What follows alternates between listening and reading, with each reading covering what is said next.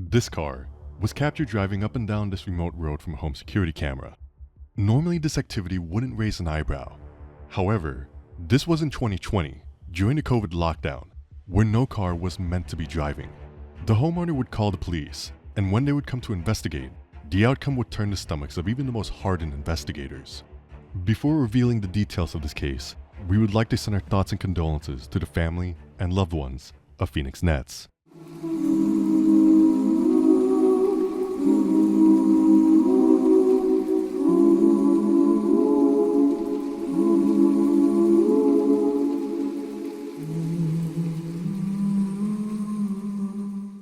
Gloucestershire, England.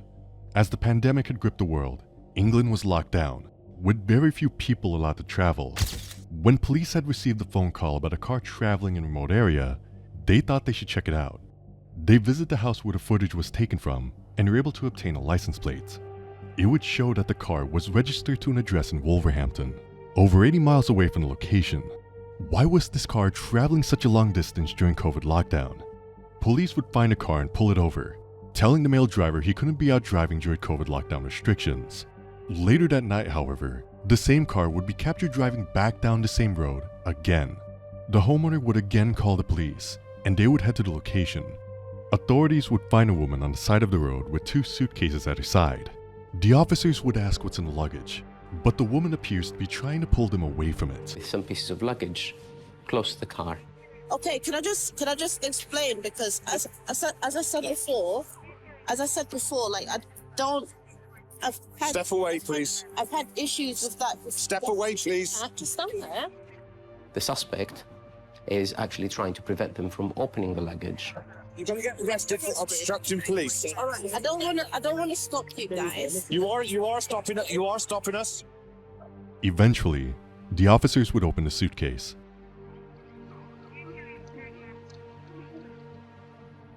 What the? To their astonishment, a dismembered and charred body would be presented to them as they slowly unzipped the suitcase. Garika Gordon would be arrested and charged with murder. The driver of the vehicle would also be charged with assisting an offender. A traffic stop, conducted purely out of circumstance, would now become a major murder investigation. Authorities would now attempt to find out more about this individual found in the night with a dead body inside of her suitcase. Garika Gordon had immigrated from Jamaica at 7 years old. She had a troubled upbringing, which involved her being sexually assaulted at a young age. Garika would eventually come out as being gay, which would result in her being kicked out of her home. Investigators would find that she had since been living at a hostel.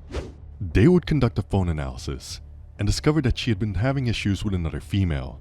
28-year-old Phoenix Nets was also residing at the same hostel, setting her ambitions on becoming a paramedic. An avid horse rider, she was close with her family and friends. A friend of Phoenix had received this concerning text regarding another girl at the hostel.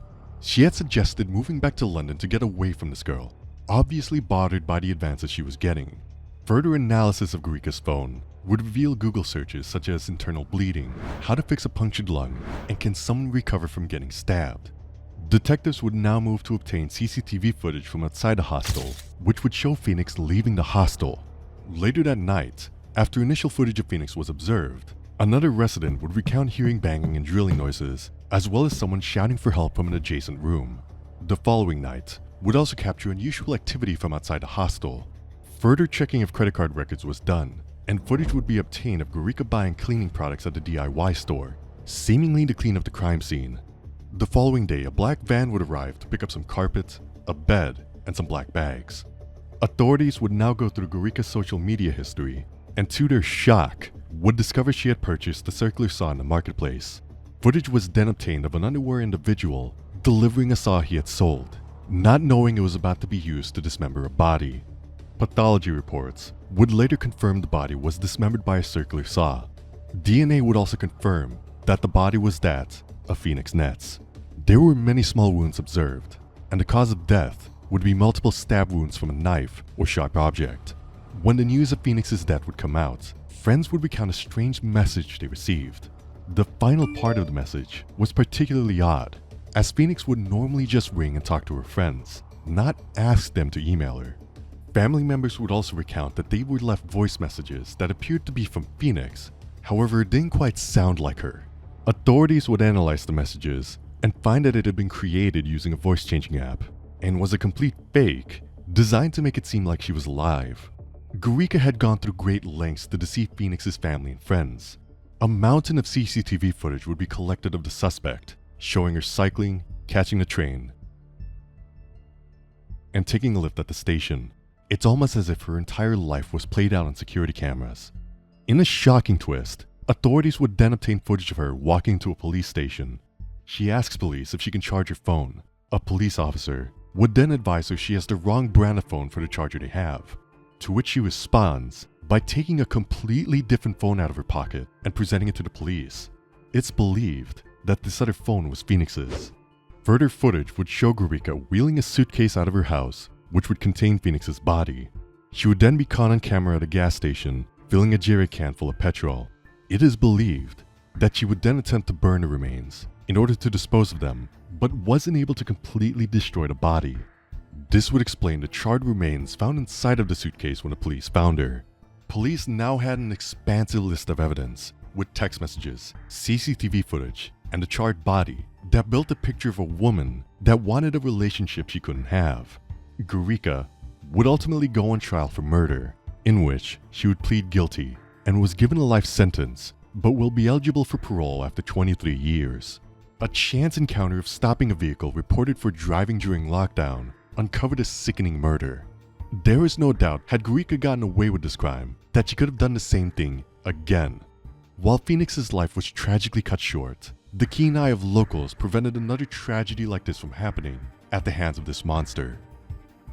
If you've been fascinated by this case, consider subscribing so you don't miss our next captivating deep dive into true crime.